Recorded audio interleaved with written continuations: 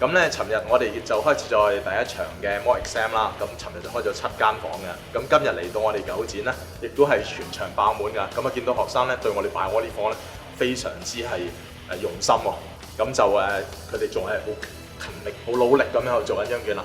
咁但係我尋晚翻去咧就改咗一部分卷啦，就發覺學生咧就啲毛病實在幾多下，我哋叫做 common misconception 啊，犯得好厲害。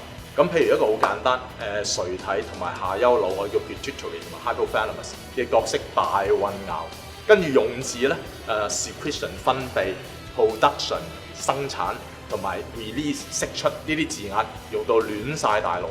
咁唔止淨係 human physics 人類生理係咁，我見到喺應用生態啦，甚至生物工程嗰部分咧都好混亂啊啲答案。